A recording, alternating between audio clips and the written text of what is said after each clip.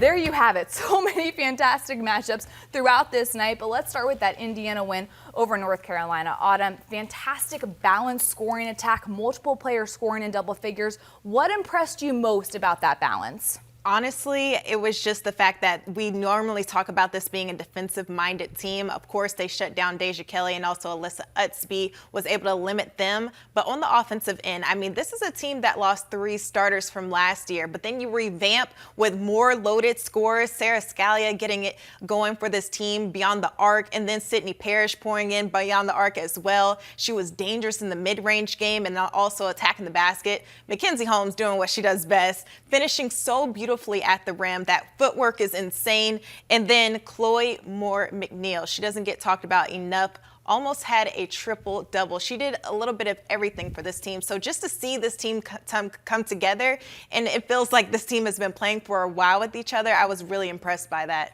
Indiana also knocked down 12 threes in this game. They averaged 8 a game. So when you can get that hot shooting going early, whoo, the Hoosiers are dangerous.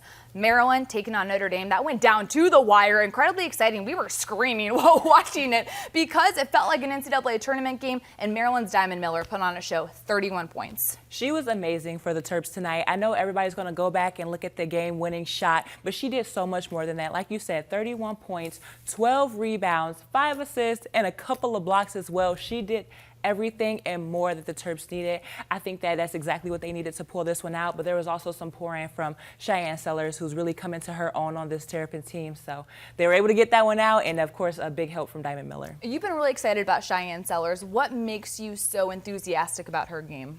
I think the biggest thing is that she's from Ohio, which I'm from. Ohio bias, there we go. Right, but I really think that she's just so dynamic because I think she's a three-level scorer, and she is just so long. I think she's a mismatch for a lot of guards, and I think that she just has that toughness and that grit that Maryland definitely needs throughout this season. After losing to DePaul, Maryland with a massive win over Notre Dame, that's going to look excellent come NCAA tournament time with the resume.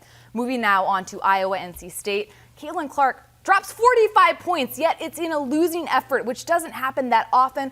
What went wrong for Iowa? Well, are we surprised that Caitlin Clark, first of all, dropped 45 points? She's such a bucket, like literally pulling up at any type of range. She's shooting basically from the parking lot if you want her to. I mean, she can make just about anything. But I think what went wrong is we're so used to seeing that duo work together. Monica Zanano, they just made it really tough for her inside. And credit to River Baldwin and also Camille Hobby, trying to get her out of position. They pushed her out, were really physical. That length made it difficult on them for sure. And also playing help defense, I think really took Monica Zanano out of her game, but she only got 4 touches inside, which is very unusual. Also 6 second chance points for this team. We're used to seeing Zanano go in and able to clean up not only just their misses, but her misses as well, and just keep working on that glass. So I think just shutting her down was very pivotal for this game. In this Iowa team, you really have to pick your poison when it comes to it, because all 5 starters can score in double figures on any given night,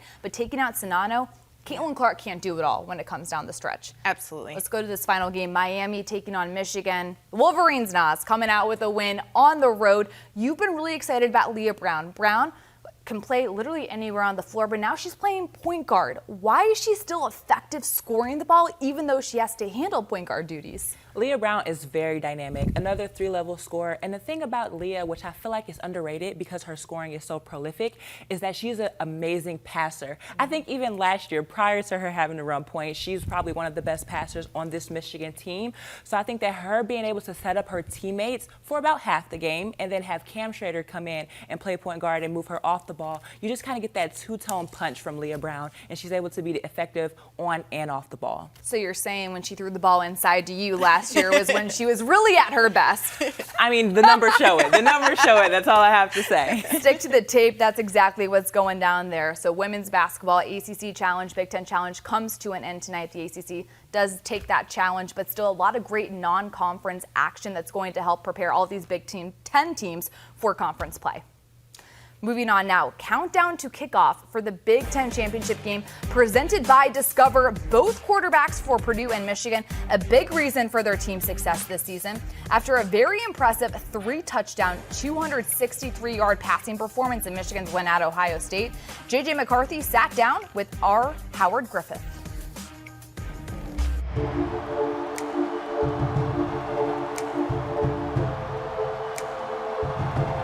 JJ, your first starter in the game, your first start, you come away with a victory. Describe it. I mean, I tried my best to make it just a game.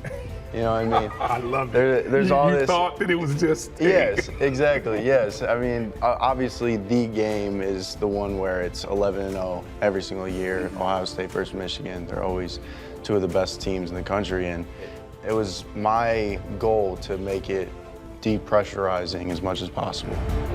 McCarthy to throw it. McCarthy looking, throws deep, got a wide open receiver. Touchdown, Michigan. And the Wolverines head to the Big Ten Championship in Indianapolis. This trip to India will be a little bit different for you. It's still a business trip, and I know you prepare all the time as if you're the starter. But how do you think this trip is going to be different than it was last year for you? It just feels so much more comfortable. I mean, honestly, I feel like I'm at a spot where I feel like I can finally start excelling for real in the game of football, and I'm so excited for it. I mean, to get back there in Indy, like we told them last year, we'll see y'all next year. Yeah. And yeah, it's just gonna be a thriller, it really is. I know you're still growing as a player, but what do you want your ultimate legacy to be here? To be honest with you, I want to be the greatest quarterback that came through here. That's been my goal since I stepped on campus, but it doesn't happen without the guys all around me and the coaches all around me, nutritionists, the support staff in every area. But that's definitely my legacy that I want to leave. You know I believe you, right? Yes, sir. My God. My God. All right, buddy. Good luck to you, man. Have a great game. I appreciate you. Right. From the current Michigan quarterback to now a former Wolverines QB, Cade McNamara is transferring to Iowa. McNamara posted the announcement on Twitter. He helped lead the Wolverines to a Big Ten title and college football playoff berth in 2021. Michigan defensive lineman Mazi Smith is facing a felony weapons charge. The charge is connected to an incident back on October 7th. The Ann Arbor News reports Smith did not have a valid concealed pistol license when Ann Arbor police stopped him for speeding. He was arraigned Thursday. During the hearing, Smith's lawyer said he was in the process of getting a concealed carry permit when he was pulled over and has since received the permit. Michigan Athletic Director Ward Manuel released this statement saying, "We are aware of the charge against Mazi from a traffic stop back in October. Mazi was honest, forthcoming, and cooperative from the very beginning and is a tremendous young man. He is not and never has been considered a threat to this university or community. Based on the information communicated to us, we will continue to allow the judicial process to play out. Mazi will continue to participate as a member of the team." The Big Ten ACC Challenge has come to an end. Some keynotes for the Big Ten. Indiana picks up its first-ranked win since 2016. Purdue finishes 13-9 in the challenge. The 24-year challenge comes to an end. That is the best record of any league team. Chris Murray from Iowa, third player with 30 points, 20 rebounds since 2010 in the Big Ten. And then how about forward Coleman Hawkins, the fourth player with a triple-double in Illinois school history. And I'm with somebody who knows all about Illinois school history. The former Illini, Trent Meacham, in the house. Welcome on in. ACC Challenge with the Big Ten officially over after 24 years, but the ACC does win it 8-6. The biggest win for the Big Ten, probably that IU-UNC win in Assembly Hall. Trace Jackson-Davis, 21 points, 10 rebounds. What did you learn about that Hoosier team? TJD, also 4 blocks, 4 assists. You know, we know the Hoosiers can defend. Great defensive team. They got experience, they have depth, but I think they have elite talent. You enter these freshmen, Jalen Hood, Shafino, Malik Renew, and look, any night out, Indiana can feel like we got the best big on the court. TJD outplayed the All-American Armando Bacot from UNC. North Carolina also boasts some great guards, Caleb Love, RJ Davis, and Xavier Johnson, 20 points, 8 rebounds, had a terrific game. Jalen Hood, Shafino, 14 points.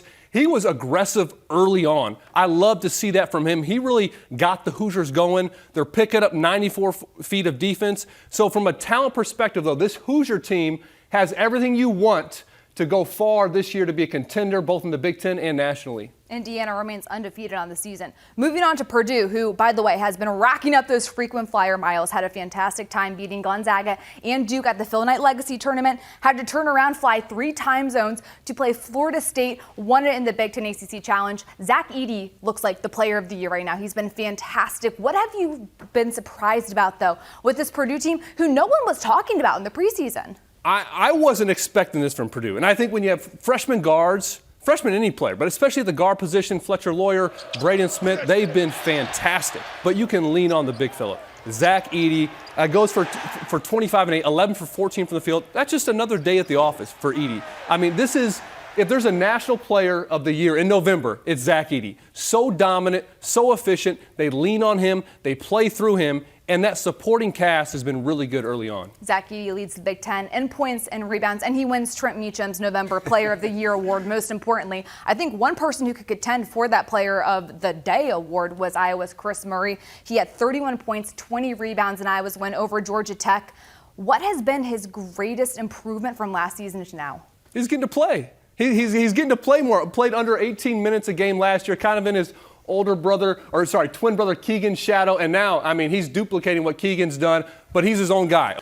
He's putting himself in position to score, to make plays, and he's so effective when he gets the ball around the basket or from the perimeter. Iowa takes on Duke next at home. Moving on to the Illini, Coleman Hawkins, the forward, had 30 points, 10 rebounds, 10 assists, a triple-double. You saw the 4th in program history. Are you surprised with how well and how quickly this Illini team has meshed? I am surprised. You can't just introduce so many players, Megan. You know this, and expect things to go smoothly. And early on, I mean, they've been terrific. And talk about Coleman Hawkins, 15, 10, and 10.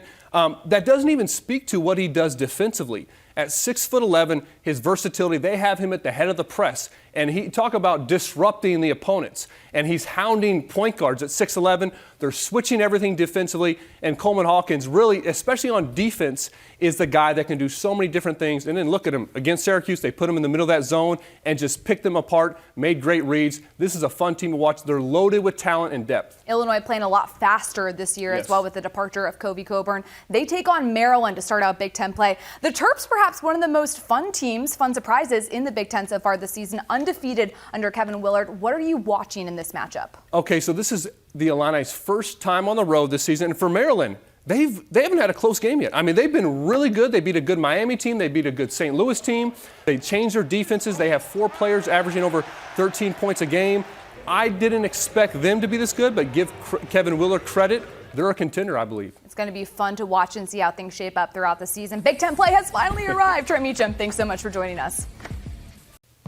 Built for Success, brought to you by Rocket Mortgage. And Purdue's Charlie Jones was a big reason for Purdue's passing success this season, leading the conference in receptions and receiving yards, and tied for the lead with a dozen touchdowns. Just days before the Big Ten title game, he sat down with our Joshua Perry.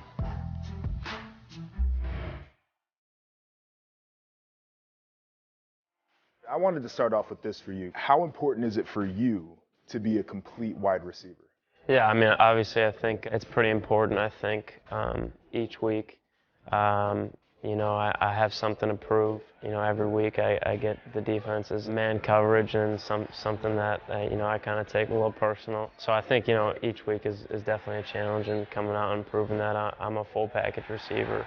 You know, I can run the deep ball, I can get in and out of the breaks on the shorter routes. So there's just always something every week.